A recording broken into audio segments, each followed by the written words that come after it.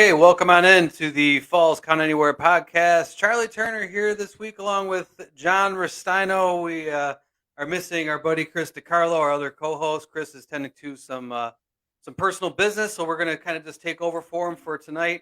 Our resident historian is missing today, John. But the good news is, when it comes to wrestling history, man, we got the perfect guest. We're going to be talking wrestling history. This gentleman has been a long time wrestling photographer since the 1960s. Did some freelance work for WWF magazine back in the day as well. All things wrestling. If you've seen a picture of anything in wrestling, chances are this gentleman has had a hand in it or has actually taken that photo. He is a legendary photographer of the wrestling business, and we're so happy to have him on the show. He is Dr. Mike Lano. Mike, thank you so much for joining us on the Falls Count Anywhere podcast. How's it going out west today there, sir?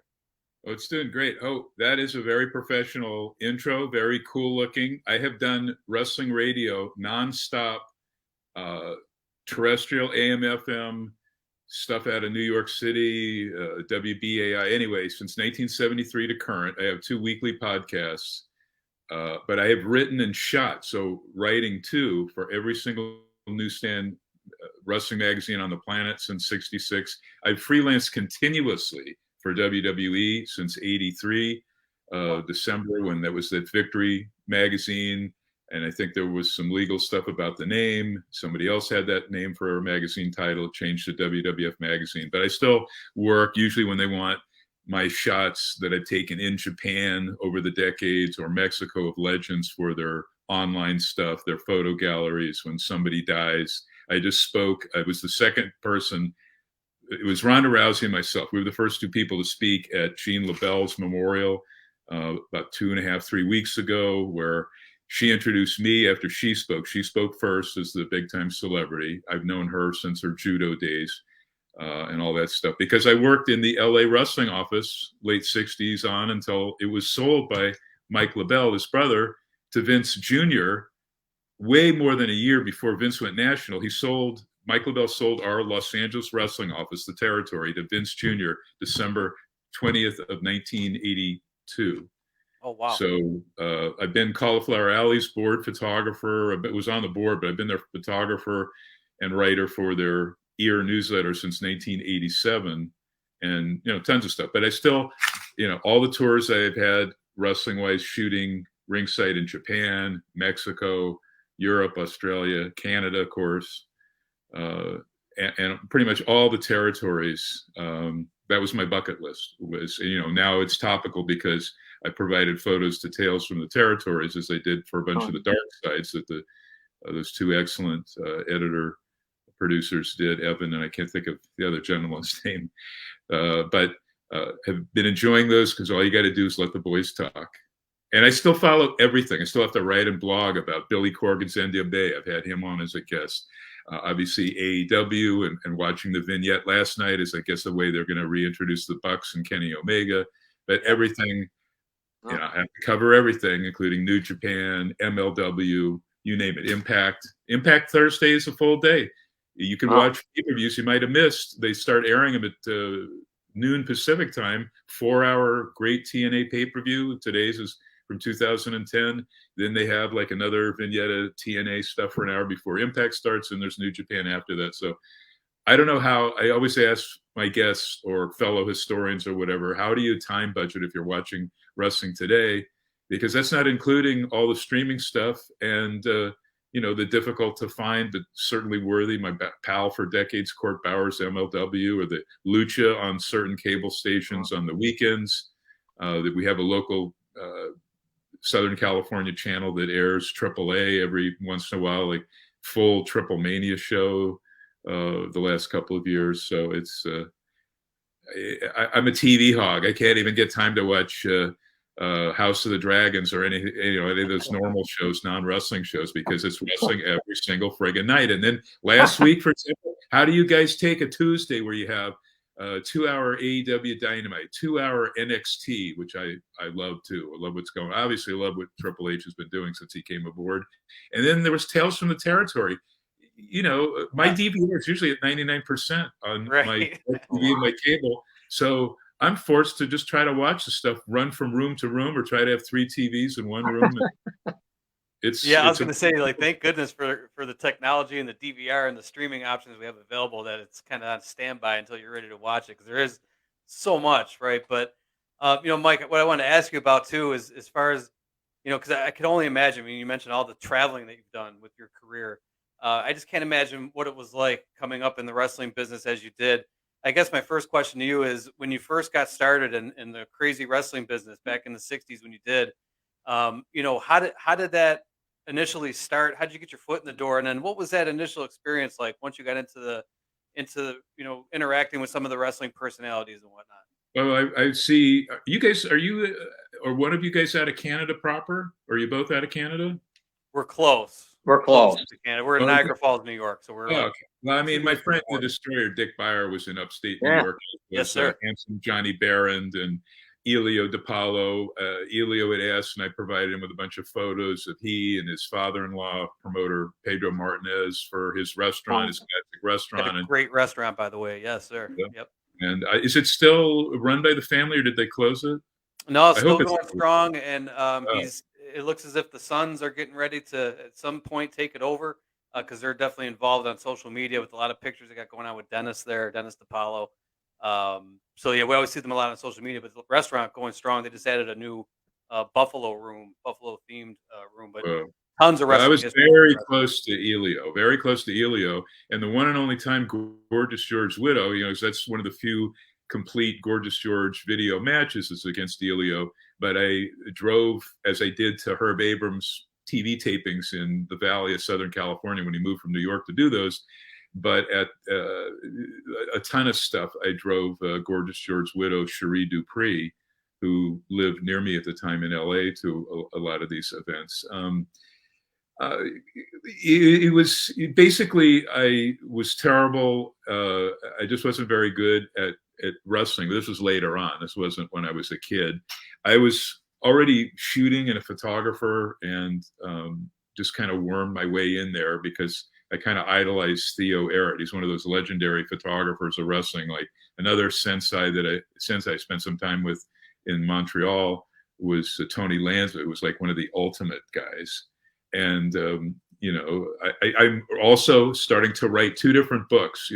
A third one when I hosted one of the segments on the COVID Con. It was a wrestling podcast thing 2 years ago, and I brought on Abby and Terry Funk and Abdul the Butcher. My longtime friend Larry Shreve asked me to co-write his auto bio, but that's going to take forever. He's not, doing the things I've been asking him to do, like record old ribs and all this stuff. He has total memory of stuff. He's kind of like me. He's Mary Lou Henner, the actress that's got photographic memory. So Abby still has it, as you might have watched in the upcoming Calgary clips for next week's Tales from the Territories on Vice.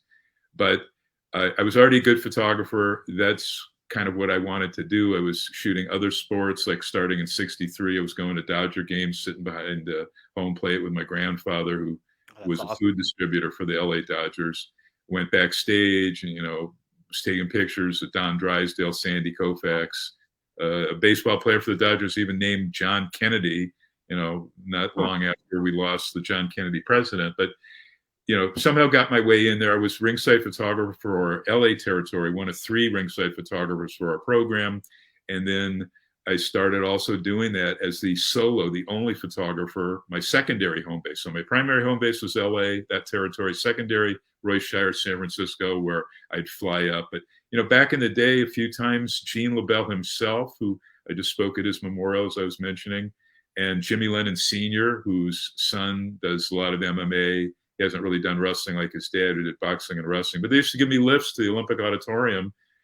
We had TV on Wednesdays that was taped, hour-and-a-half show, was syndicated across the U.S. to any cities like New York, Miami, Chicago, with Hispanic populations. But anyway, so my secondary home base shooting at Roy Shire Spectaculars, anything involving Ray Stevens, Pat Patterson, Lonnie Moondog Maine, Peter Mavia, Rocky Johnson, etc. at the Cow Palace. I was discovered by the magazines and then started working for them and went all over the place. So the only and actually only got to shoot once for Pedro Martinez, Johnny Powers combined show, because they had that NWF group in Buffalo, but as well as parts of Ohio that Sheik wasn't promoting in. Um, and I later managed the Sheik on a bunch of Northeast Indies, late '80s Oh, through about cool. '94, Yeah. and also for the infamous Gordon Scazzari TV taping, the AWF thing, where I managed Sheik and Sabu, and Booker didn't show up. My lifelong friend. When I was running, speaking to Canada, the Hamilton the Greek Canadian Wrecking Crew, the Tolis Brothers fan club. The same time I was co-running Freddie Blassie's last fan club. I started running in the late '73, the Tolis Brothers fan club. But uh, well, anyway, I'm having a brain fart. But as an old dude, that actually what I was doing. The reason I mentioned that is because most newsletters, these were so. The other two books I'm thinking of doing, maybe meshing them together, like a history of wrestling radio, which dates back to 1970 New York, the history of wrestling photographers, and possibly some comments on how fan club newsletters that we did in the 60s and 70s turned into today's dirt sheets, whatever you want to call them, Yeah. from Meltzer taking sort of a concept that I started, when he fully fledged did the Wrestling Observer in I think it was December of '83, or maybe a little bit earlier than that, than 1983. Because before that, so when I was running the Tolis Brothers fan club, my newsletters, that was like a creative outlet.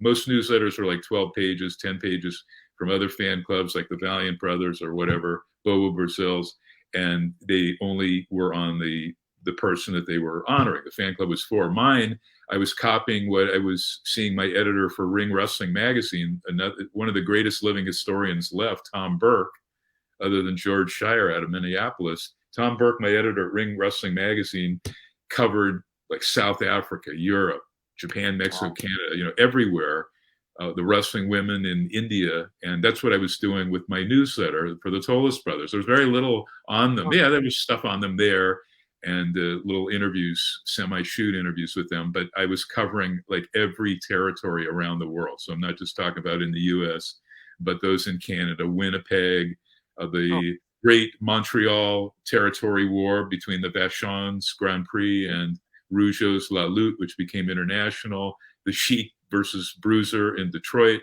great territory war. And Annie Gunkel taking on the whole NWA when her husband Ray died in the ring with Ox Baker, not Ox's fault. But I bring up the Buffalo thing. So my bucket list was not only writing about, but covering all the territories. I only got to go to one NWF show, not the three-ring circus, Johnny Powers, NWF, Pedro Martinez, which was huge. They promoted, but Jay Strongbow didn't show up. It was going to be the one and only tag teaming of Wahoo McDaniel, legit Native American or indigenous wrestler, and Italian American who wrestled as an Indian, Jay Strongbow. But that match didn't happen. But didn't know that. Okay. A lot of folks don't even know when the NWF kind of folded. Johnny had turned himself heel. They just weren't drawing and stuff. And Pedro was kind of infamous for not always paying for the boys. So his son-in-law, Elio DePaulo, always defended him and paid sometimes out of pocket when Pedro didn't know, to guys that Pedro owed money to. But those NWF World and Singles Tag titles, Johnny Powers was perennial NWF Tag Champion. I'll shut up in a sec.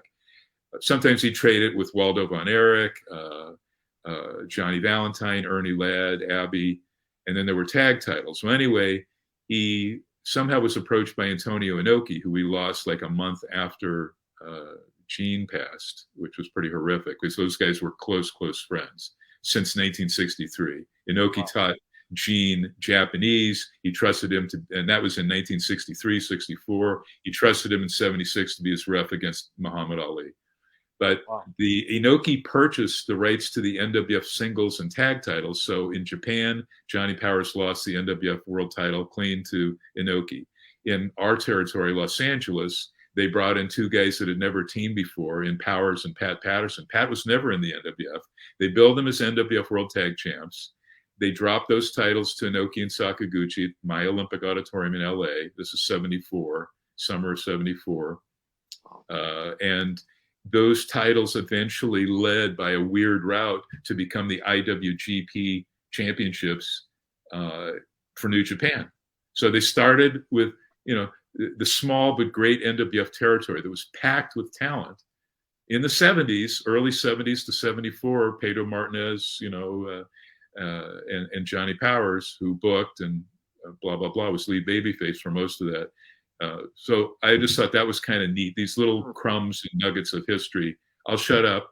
Let me shut up and cede to you guys right now. Man, we love hearing the stories though, man. So if we Well, get that's why I rolling. love what Adam Parsons, our friend, Yeah. my friend Adam Parsons, who I had on my show not that long ago to talk about his classic All Star Wrestling.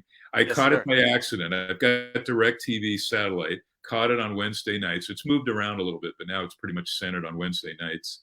Yeah. And he's got some amazing footage. He bought the Ronnie Martinez, that's Pedro's son, big collection, plus many others that he's accrued. So he's got Polynesian Pro from Leah Maivia and Portland, Lano and stuff. He's got Southwest, Tully Blanchard's dad, Joe's stuff. He's got all this great Paphos ICW, a lot of stuff that I, of course, saw at the time, and some stuff I never saw. I never saw ICW Pafo Promotion, Kentucky. Randy Savage is a babyface. This must have been before they closed it against Crusher Broomfield, the heel, who became, of course, One Man Gang, and later Akeem, the African Dream in WWF. So just to very cool. to thank Adam Parsons for what he does, because it's a free show. You can watch some amazing stuff, but he also has streaming. He's got content like nobody's business. So if you really want and appreciate and love history, because I'm a territories guy, very few of us left. I love what's happening now, obviously, with AEW and all these groups. It kind of feels like the territory. So much choice, but now you can either watch it on free TV or stream it or order pay-per-views. We didn't have that in the 60s, 70s. Right. What do you think about that as far as, in today's world with wrestling, of course, with the internet, there's so many social media outlets, and it's kind of a two-part thing here. Do you think that's kind of killed the element of surprise in wrestling? And my other part of that is with technology today, I love what WWE did with the QR codes with Bray Wyatt's return. Do you think that's something we'll see going forward, is like the QR kind of mystery surprise? Maybe not QR, yeah, but interactive. That was just a way to get interactive, bring Bray Wyatt back. And so we're interested to see where that goes. But they're still doing, I think, some QR coding. I don't think it would necessarily have to be QR, but I just think I don't read spoilers. So if a Rampage is taped on a Wednesday after Dynamite, I try to watch it fresh eyes on Fridays. And, that way I'm surprised and it's fun. I think things could not be better now because it was getting so stale for years. I would probably, with a DVR, I can have it on and then I could rewind it like 90 minutes and sort of just blip through a Raw, 3 hours of Raw, which is like almost impossible in the old days to watch in real time and put up. I could just fast forward to the good parts, or tape it. But, my DVRs for cable and satellite are usually packed. So I'm kind of forced sometimes to watch it. So I love what they're doing, innovative stuff, bringing talent back. I love today's, whatever you're going to attribute to the internet or whatever, but somebody, say an example like Effie, somebody who is, they can put their stuff out instead of having to send tapes to wrestling companies. They can put it out online and you can see some talent you would never see before, and they can start getting bookings from it, whether indie or big promotions like GCW. That's really global now. So I like all of that. The tech has improved wrestling to the point where, let me just make sure this UPS guy, I've got some wrestling tapes coming. I want to make sure he's not carrying them back. I got a UPS truck out front, some stuff from Japan. Oh, cool. It's just, I think we have more content than we've ever had. Yeah. You can watch, I was doing color and play-by-play commentary for APW, All Pro Wrestling in Northern California, and starting around 96, 97, 98, for free, where they would put it up on the internet for free. and you could watch like this promotion, whether you were whatever on the planet, and see what's going on. And now it's a little bit different. Some promotions put their shows on for free. Some you just go and pay a nominal fee, $5 or whatever. You can see the Ric Flair roast that Conrad Thompson put on. You can watch that in the privacy of your own home, and then see his Ric Flair last match show. You can see all of this amazing stuff. Wrestlers can get themselves over. It's just neat, that I'm not senile yet, and I can enjoy this the way I enjoyed seeing Freddie Blassie turn babyface in a 3 cage match series with the Sheik. Here's a tidbit few know. When Vince bought our office, again, December of '82, before he went national, most say January of '84 when he went national and started stealing talent, raiding talent, whatever you want to call it. But our cage, our Freddie Blassie, John Tolis cage, this was the blue all-metal cage, was purchased along with all the assets of the office. That cage was used most famously, and when the last time I was on Busted Open with Dave LaGreca, I told this to Dave, who's been, lauding and saying how much he loved that cage used, WrestleMania 2, Los Angeles Park, Hogan Bundy. Yep. That was our Blassie, Freddie Blassie, John Tolis steel cage from our promotion. They got rid of a rickety, meaning a wobbly wood and wire cage that Fred and John refused to climb up the top of because it was so wobbly. And around 75, 76, they replaced it with this painted, horrific blue color cage. And when Bill Anderson and Jesse Hernandez were running like the West Coast house shows for Vince, they used that cage, all over a lot of house show venues, and there were some other TVs, but most famously WrestleMania 2. And that was. Correct me if I'm wrong. Correct me if I'm wrong on this. But a lot of fans have called for them to bring the blue cage back because they loved it because it's nostalgic, this and that. But I read on this that a lot of wrestlers didn't like it because it didn't have the same give as the fence does, and it was tough on the back. It was rigid. Yeah, it was rigid. Well, the older guys, because remember when Blassie and Tolis had that, one of the greatest feuds I've ever seen, and actually the angle that set that up, that was played out, Tolis blinding Fred Blassie, like 8-9 months of vignettes. They filmed them all in like a day or two at St. John's Hospital in Santa Monica, California. But Blassie, week after week for months, shown in the hospital. He's blinded by John Tolis. This all led to this angle, tremendous angle. Fred had just turned babyface. The way he did it quickly, as I told Bully Ray, Bubba Ray Dudley on Busted Open a couple of years ago, Blassie was doing a Sheik or heel versus the Sheik, 3 cage match series. So after the second cage of the 3, Blassie was starting to get the cheers and all of that, and then he finally defeats the Sheik, double juice in the 3rd cage match. And then on TV the following week, he says to our top lead babyface, Rocky Soulman Johnson, The Rock's dad, look, I'd like to wrestle you in a scientific match. That was our term for babyface match. And if I use one illegal move, I'll leave the state of California. I won't wrestle here forever or whatever.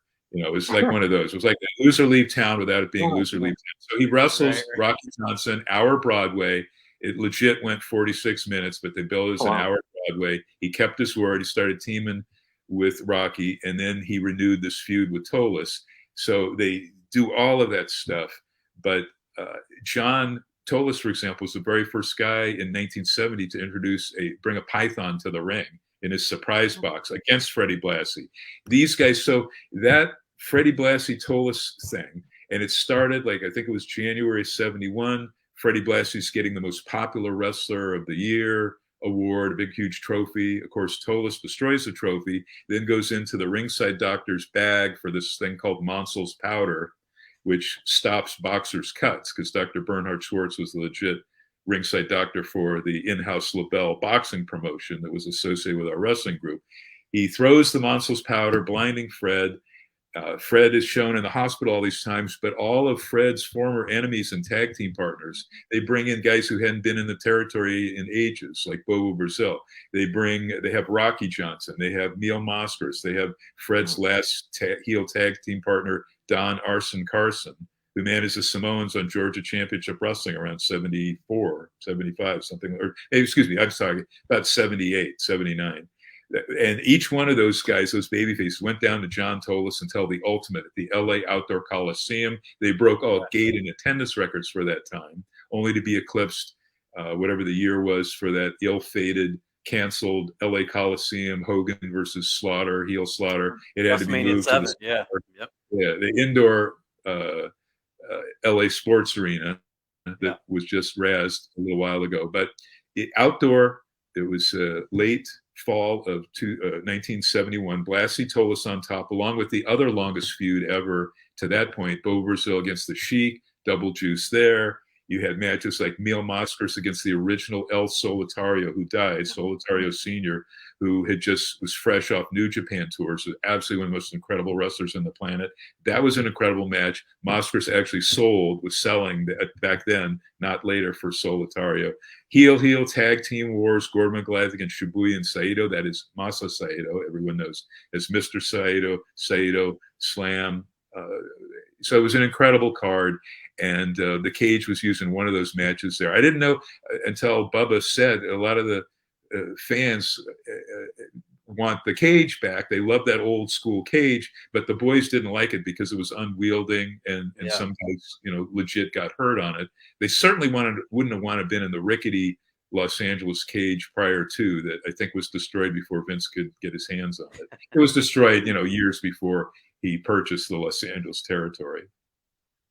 Wow, that's Mike, I feel like we've just scratched the surface with you as far as like some of the wrestling stories we could ask you about. But I know your time is sensitive this evening, sir. I don't want to keep you too long. We've been running almost about a half hour here. I'm cool coming on because I didn't know anything about the show. And you said the other gentleman that does this is a historian. So bring me back if you want to talk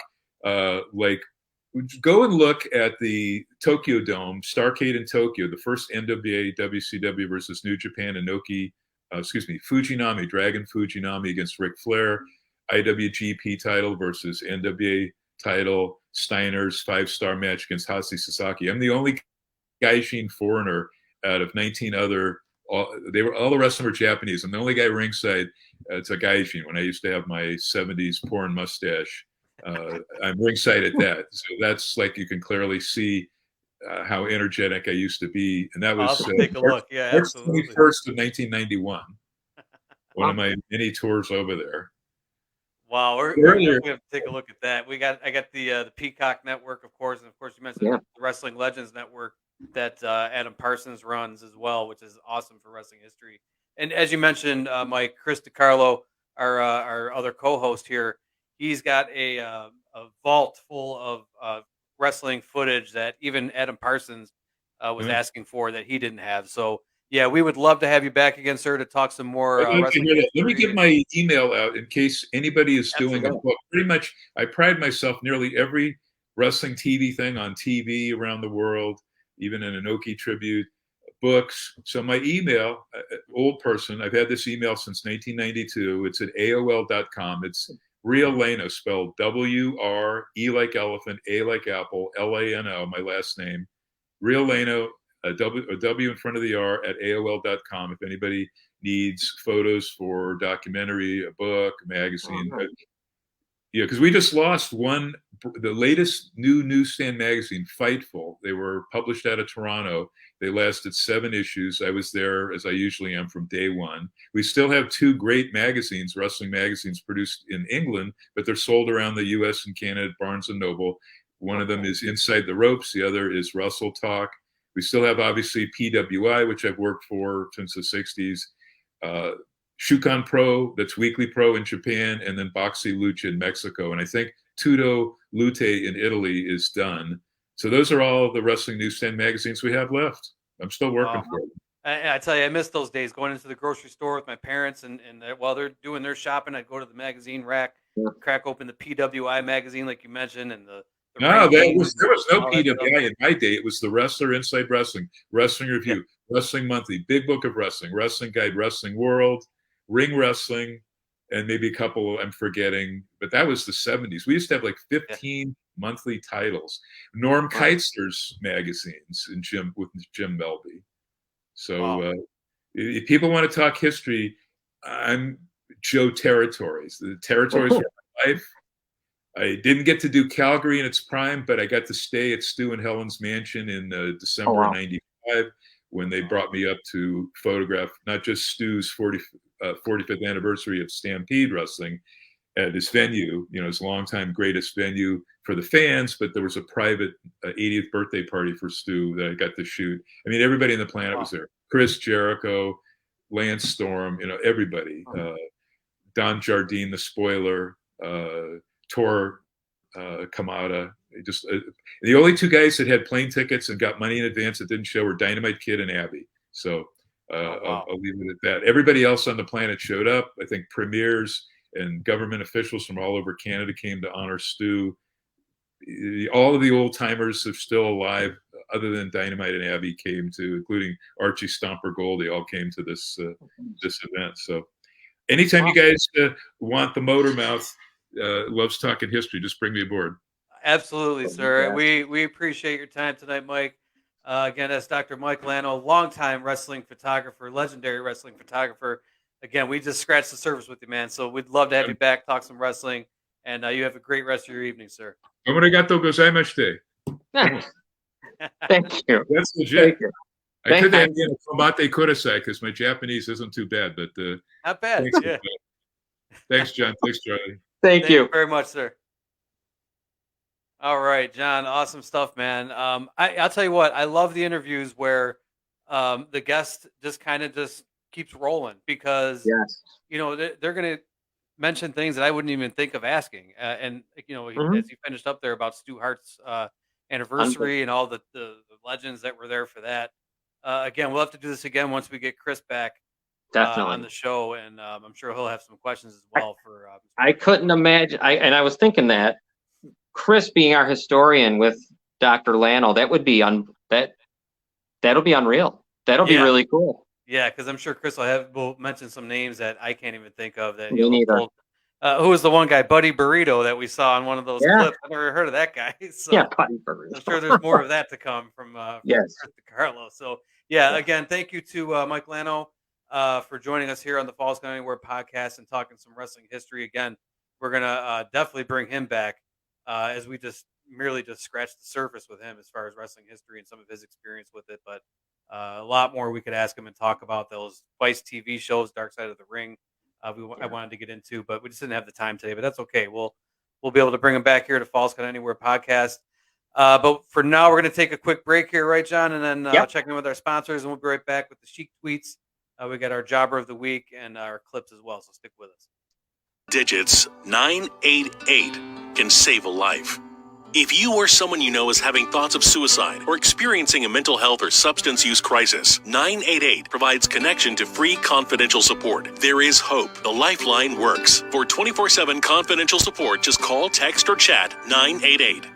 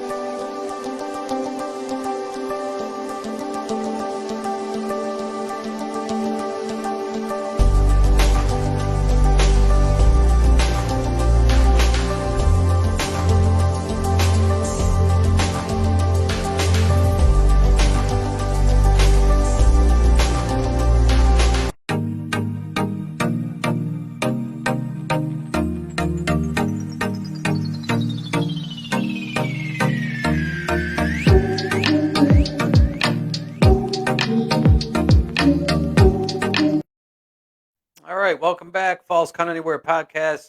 Charlie Turner here, along with John Rustino, Chris DiCarlo, out in the world somewhere, but we'll have him back next week. Again, thank you to Dr. Mike Lano, a longtime wrestling photographer since the 1960s, who was just we had the Unreal. pleasure to speak with him for a little bit and talk a little bit of wrestling history. Again, John, we just scratched the surface with him, man. Yeah. We could bring him back for one of those 1 hour shows, 1 hour interviews, because I'm sure he's got some great stories, man. I think that's what we'll have to do with him. We that's just not enough time. I mean, that was unbelievable. I had a question too. I wanted to ask him about 1985. I was always intrigued by the war to settle the score. I think it was 1985. Maybe it was 84. I'm just curious what he remembers or was doing with that, because that one with MTV will always go down in my mind as where all of a sudden wrestling just changed, and it almost became cool to like wrestling then. You know what I mean? Like, it wasn't, I don't know. That was the time. And I want to, someday I'll ask him. Yeah, if you haven't had a chance to see it, and it goes for any wrestling fan, if you haven't had a chance to see it, they got two documentary channels, basically. Vice TV is where you're going to see your Dark Side of the Ring. They're doing Tales from the Territory now. A&E is the other one. A&E is more of like a WWE-based documentaries. But they did a documentary on WrestleMania 1 specifically. It was a 2-hour documentary. But how wrestling crossed over to mainstream with MTV, with Captain Lou Albano being in the Cyndi Lauper video, and then they had the show on MTV where wrestling and rock and roll kind of just crossed over. And like you said, John, at that point it was kind of cool to get into wrestling at that point, because you're watching a music video and you're seeing a wrestler and it's like, hey, I've seen that guy in wrestling, and then it kind of just pulled the two worlds together. And of course, they're being about WrestleMania 1, how it brought in Mr. T, how it brought in Wendy Richter with Cyndi Lauper being with her, and how Cyndi Lauper elevated it to the next level, along with the other celebrities that showed up that night, Muhammad Ali, Liberace. It was just insane. Brilliant. And it came out to be everything Vince McMahon wanted it to be.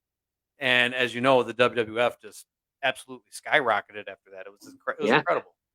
Brilliant stuff. Yeah, good stuff. And Dark Side of the Ring, there's so much stuff I'd love to ask Mike Lano about. Some of the shows that he's been a key contributor to with some of his photography. That's been awesome. Now, I didn't even realize he was a wrestling manager at one point too. Me neither. It was just wow, matches. So pretty cool stuff.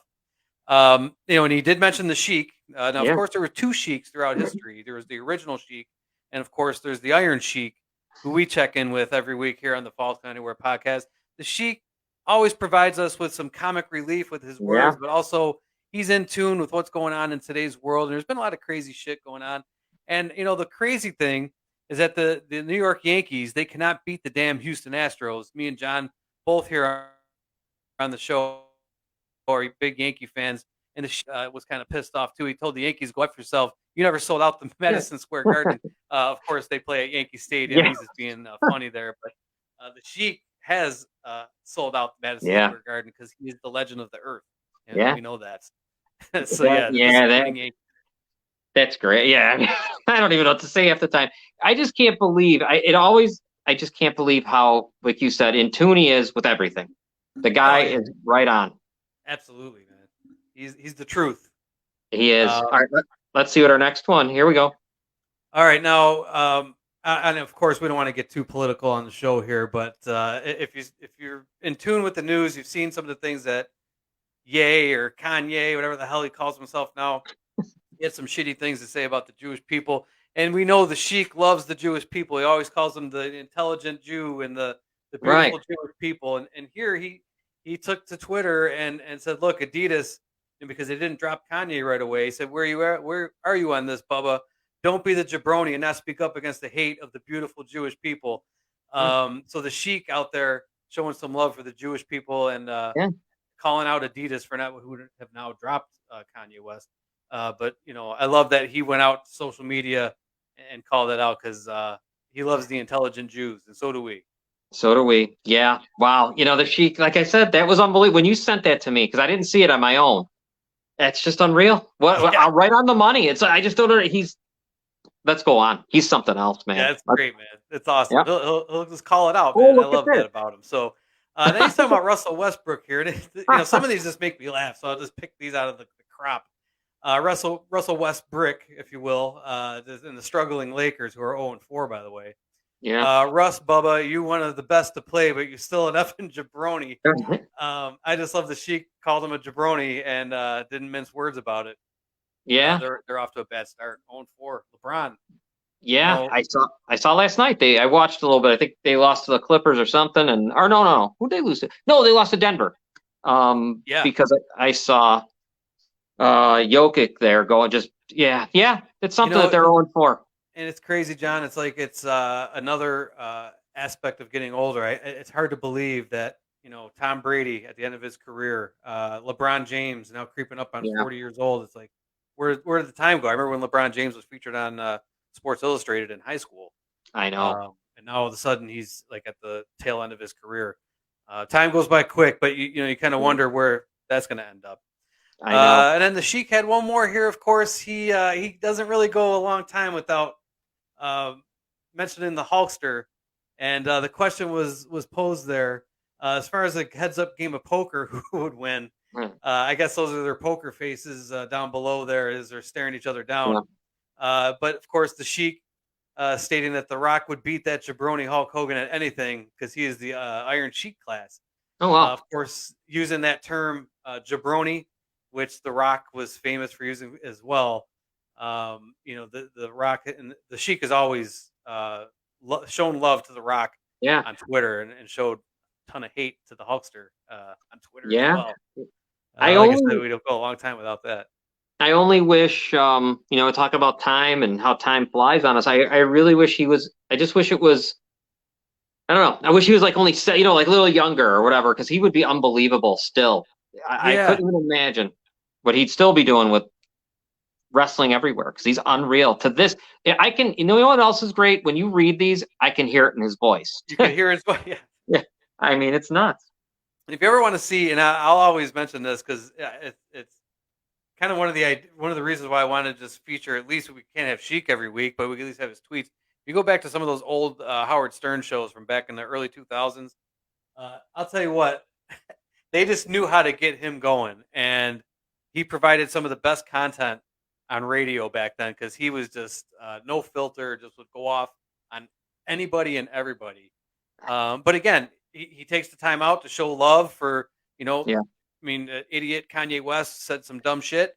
Sheik called him out, so he's going to do that as well. I mean, that's what we love about him. So he's absolutely Darren Sheik, man.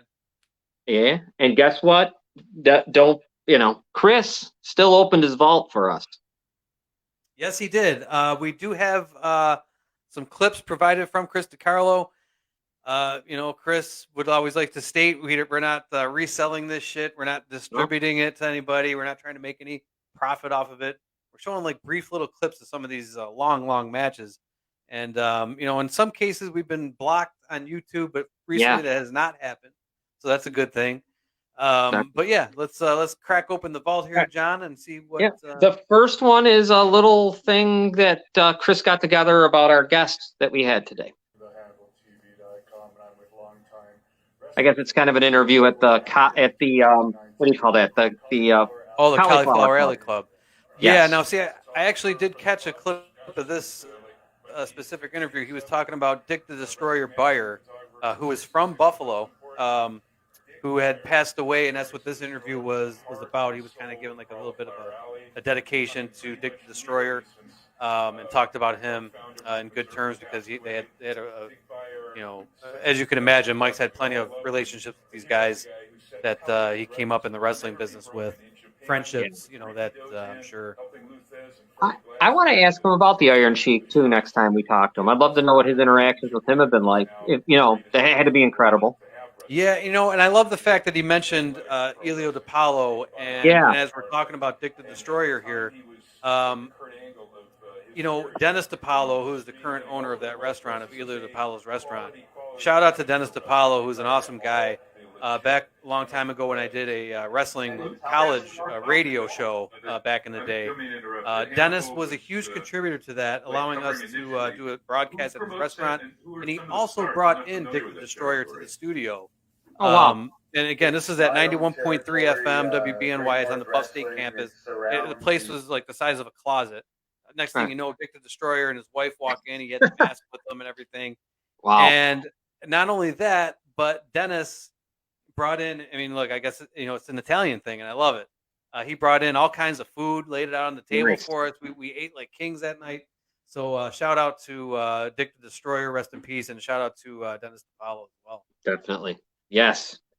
You know what? Our next clip is something that our guest was talking about. It's the Montreal territory. Aha. Let's run that. Oh, Canada. So that's Dino Bravo getting worked over. Dino Bravo is the first person that came to mind when Mike Lano mentioned the dark side of the ring. His end came due to the mafia. He had some mafia ties, and I was curious to know more about that story. I know, that's not the Canadian strongman. Yeah, there he is. And I think, and that's the Destroyer there, destroying him. Yes. What a big guy he was. Jeez. Yeah, stopping a mud hole in him and walking it dry here. Yeah, the guy doesn't even have his robe off. Oh, no. What do we got going on here? Oh, there's Dino Bravo again. Yeah, with Ricky Martel. He changed it. He got sophisticated and called it Rick. And of course, the legendary Road Warriors, who many feel is the best tag team of all time. Who the hell's Johnny? Oh, This is where Chris comes in handy, because some of these guys, I'm like, who is that? Yeah, Jimmy Garvin. I mean, here's some of them. I'm trying to pick them out. Who the hell's that? That guy's running around. I mean, this is great stuff.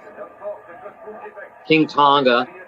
I think our last guest talked about this guy, LeDuc or whatever, because there was that big thing with the Bashans and all that.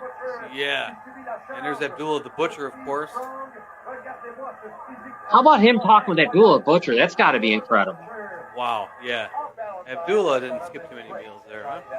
No. There's one of my favorites. I always liked Greg the Hammer Valentine. Yes. Greg the Hammer, of course, you associate with the figure 4 leg lock.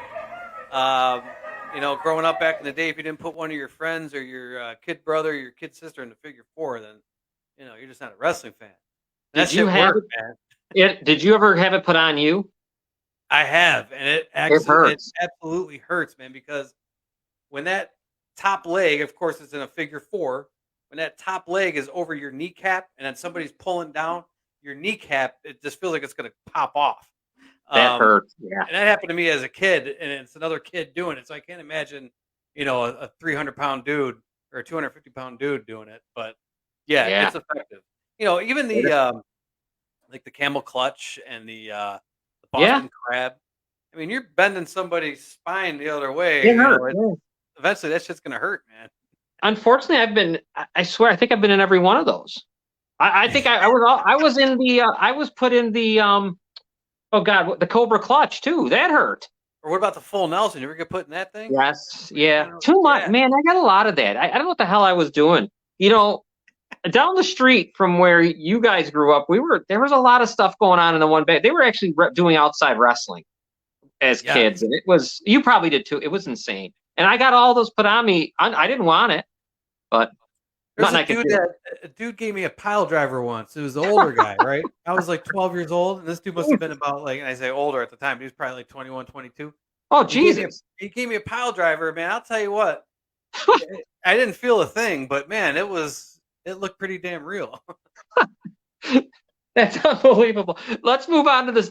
This next one is WWC out of Puerto Rico. Oh, nice. And let me run it. Here we go.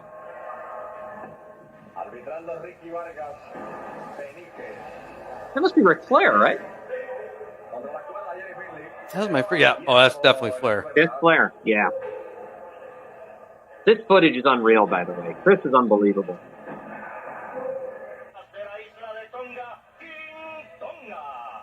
Oh, there we go. King Tonga again. Yeah, there they are. I don't recall. Did you see much of King Tonga? Say that again, John. I haven't seen much of King Tonga I'm trying to think. Where would I have seen him? Now, see that I'm not sure if King Tonga is also Haku, or am I mixing him up with somebody? I could be completely off on that. Well, look at the assassins here. I don't know who these guys. Look at the next. Wait till this next clip. This is what I was telling you about earlier. I think is coming up right after this. Oh no, not yet. They're coming. Here's the Moondogs.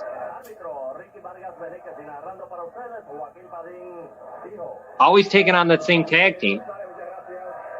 Wow, the dude in the red is gigantic. I don't know if that's Abdullah the Butcher there with the shirt on for a change, but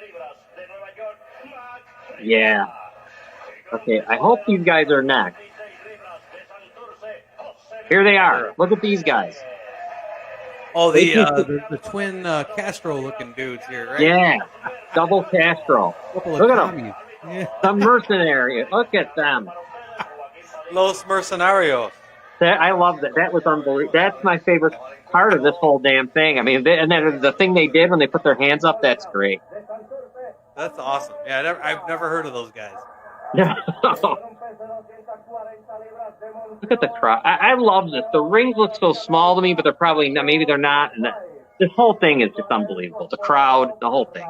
It always, looking back at this, it just, it brings back what you were saying earlier about how time flies. Yes. Because, I mean, that's probably the 70s, I guess. But, I remember a little bit of the 70s. More 80s for me, do I recall. But, more 80s. And I'll be the first to admit, like the territories, I had a little bit of viewing with that. But for me, it was mainly the WWF. I was just enthralled with, superstars of wrestling and those wrestling challenge shows. And that's pretty much where it began and ended with me. And then, as we mentioned with the Mike Lano interview, the wrestling magazines where there were guys that I was not familiar with. You didn't see the Road Warriors all the time until, WCW Saturday Night kicked in and all that stuff later on in the 90s.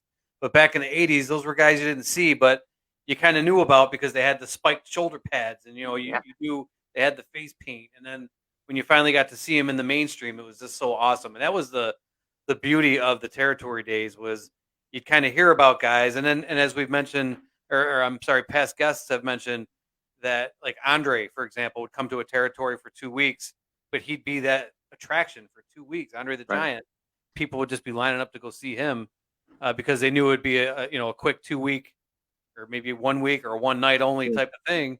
And then he'd be gone to the next territory. And that was just what was so awesome about those days. And I loved the magazines, and this was my first thing I always do. I used to love to go see the top 10 lists. Yeah. I always liked that. And then you'd see guys like, when I'm watching wrestling here, I didn't see Harley race. You know what I mean? I never saw it. And they just seemed like larger than life. Nick Bockwinkel, who I did see a little bit in the beginning, but then after Cable 3 here stopped showing that stuff, you didn't see them. I don't know. Those guys really became elevated to me because they seemed so. It was like when the Soviets came and played hockey. It was like, who are they? Oh my God, look at this. I used to feel that way about those guys. So absolutely. And for the record, King Tonga, yes, that is Haku. Okay.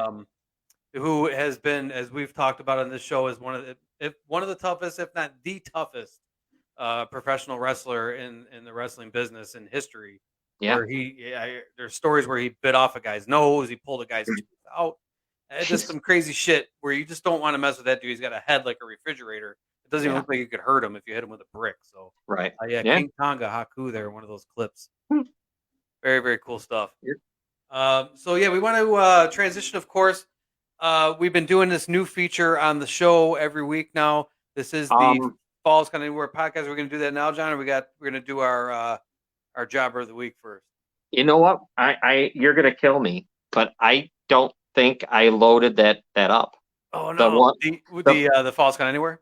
I don't think I did. That's all right. I think I was only one picture anyway. Okay. Yeah, let's talk about the fall. Let's talk about that. I can't believe I get now. It just it's all good. No, it's all good. It was just a picture of basically John Cena lifting the Great Khali on his shoulders. The Great Khali being 7 foot whatever and like 500 pounds. Just an absolutely huge dude. An impressive feat of strength. Well, it is part of the Falls Count Anywhere match of the week. It was a Falls Count Anywhere match between John Cena and the Great Khali. and it was for the WWE title. This took place back in 2007 at Nice. the WWE pay-per-view One Night Stand. Now this match went all over the arena, of course, and they had some kind of like giant tractor out near the ring entrance, and where these two guys ended up, and this is where Cena has the Great Khali on his shoulders, and he F5s him, or I'm sorry, FUs him, or the attitude adjustment they call it now, Right. the Yeah. FU back in the Attitude Era and back in those days. But basically did his finishing move on the Great Khali off of that tractor and onto the floor. Pretty impressive feat of strength. And John Cena retained the WWE title that night. So again, that was 2007 WWE One Night Stand. John Cena versus Great Khali in our Falls Count Anywhere match of the week. Yep. And then also now we got and I hope we have a picture of our jobber. We do. Oh, We God. gotta do that guy Please. justice. Yeah, no, here he comes. I can't believe it. Terrible of me. Here we go. Nah. It's all good. There he Now is. our jobber of the week is Vito, or also listed as Nito Gomez. That's Nito as well. Kind of had like some kind of Lou Ferrigno haircut going on in that Yeah. picture. Hailing out of Hawaii. Only wrestled 5 career matches, but when I was doing a little research, again, some of these guys I don't remember. Of course, he only wrestled 5 matches in WWF. But there's the Lou Ferrigno haircut that he's got. Yeah, look at him. But Wow. pretty good shape this guy was in. And as I was doing some research on him, he was actually a professional bodybuilder, Okay. and he was called into action from WWF back in the late 80s. And again, only wrestled 5 matches, but when the WWF was in the Bay Area, the San Francisco Bay Area, he wrestled about a handful of matches for them at that point. But his main thing was bodybuilding. So he's in pretty good shape. He just really didn't have the wrestling skill to stick with the WWF. But that is our enhancement talent or jobber of the week. Unfortunately, an 0-5 career record. But it is Mr. Vito Gomez, or Nito Gomez, if you will, as well. Also wrestling under that name. I love them guys, man. And I hope someday we meet up with one. You know what I mean? That won't mind to talk. I wish I could find him. I would love to have him as a guest. Yeah. Because I'd like to ask him if he would be willing to answer him. Like, how much do you get paid for that? Like, I'm always curious. What did they give you for it? Why? How does it even transpire? And like, are you signing a waiver before you do this? Right. Because if you get your neck broken, I mean, you can't sue the WWF. And who knows? And maybe that's why they don't do it as much anymore, because there was like that liability. Yeah, that's guys true. That were showing up a handful of times over their career. Yeah, you don't see it. Yeah, that's right. You don't see it. It probably is. I bet you it is. I would love to ask what was the draw? Like, why? Why in the world would you ever sign on to do it? I'm wondering if it was maybe something like you get $500, you get a free meal, you get some TV time, Yeah, and it's going to go quick. I imagine you're not hanging in there. Whoever's going to beat you. It's got to be quick. There wasn't a lot of offense from those guys, so that's all they do is kind of just get hurt, right? Yeah, right. Go out there and get your ass kicked. We'll give you some money and give you something to eat. Well, yeah, I guess way back when we were younger, it may have been, if I was that size of that guy, it probably would have been all right. Right. Maybe. I mean, we're doing it in the backyard, getting in the figure 4 for no reason. Yeah, I mean, we've been training our whole lives on and off. Yeah, right. Good stuff, man. Good stuff today, John. Also wanted to mention too, don't forget, coming up on November the 5th is the WWE pay-per-view Crown Jewel. That's going to be coming up. That typically airs when they're in Saudi Arabia for that show. So that's going to typically air around like noon, 1 o'clock. I apologize, I don't have the official start time, but it's usually like an afternoon start, so it's pretty cool. But yeah, John, go ahead and throw that back up on the screen there. If you want to check out our show, of course, our main hub being Facebook, and thank you to Robin and everybody else who takes the time to share the show, so that those that don't look out for our page or seek our page out to see what we're up to, those shares mean a lot and those views mean a lot. So we thank you all for checking that out. And a shout out to Rob Kellum again, to the Stro. Yes. Apologies again for the technical issues last week, but it was almost only fitting for our 1-year anniversary. We had some technical issues, right? Right. Yeah. But yeah, keep an eye out for that WWE pay-per-view coming up, and keep an eye out for us on social media. Oh, also, I failed to mention our Twitter handle at Count Anywhere. We've gained some followers on there. Have you noticed that? They come in. It's fun. It's fun. I've been watching it every time we release our show because it's usually later on Saturday that we can get it out there on Saturday. Then I notice we'll get 5 or 6 followers, so that's great. Yeah, and it jumped up from like, I mean, we're in the We're infant low. stages of this thing. It went Yeah. from 140 to about 180. Beautiful. So to see that increase in that, we love it. We appreciate each and every one of you for following and checking us out. John, as we always mention every week, we are a show of the people here at Falls Count Anywhere. We always want to put up some important information to throw out to our audience. Go ahead and take that away, John. All right. This week, we're going to talk about, for a quick second, mental health. 844-794-3812. That's a number that is nationwide. And if you feel like you don't want to get up in the morning, you're depressed, you have bad anxieties about doing anything that makes you feel bad, basically, don't be ashamed of it. Call these people that are 24 hours a day, 7 days a week. And from what I know, they will stay on that phone with you. I don't care if it's 5 days. They'll just keep going. They'll be a new person. These people are incredible. 844-794-3812. And what they say all the time is, and they're right, you're never really alone. You can call them and, talk to somebody. And because there's always a silver lining and stuff. So absolutely, 100%. In today's world, there's so many different ways to. It's good and bad, but there's so many different ways to connect and reach out and get help, and not to make any light of it, but maybe that's maybe Kanye West can call that phone number. Yeah, maybe get his skull checked a little bit there because I don't know what's going on with that guy. Yeah, something. Yeah, it's just. Anyway, as I'm wearing freaking Adidas today on the show, but at least they dropped the guy. Yeah, they did what they had to do. Yeah.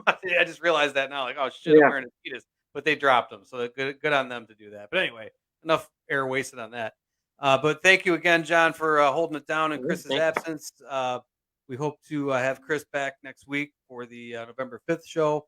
Yep. And again, we're going to preview a little bit more of the WWE Crown Jewel pay-per-view, and also hope to have a guest with us as well. Tentatively, Craig Peters, we're looking to have on, who is a longtime and also another longtime photographer and editor of Pro Wrestling Magazine, PWI Magazine. That's cool. I was able to dig a few up out of my own archives there that I noticed his name was attached to a few different articles. So it was pretty cool.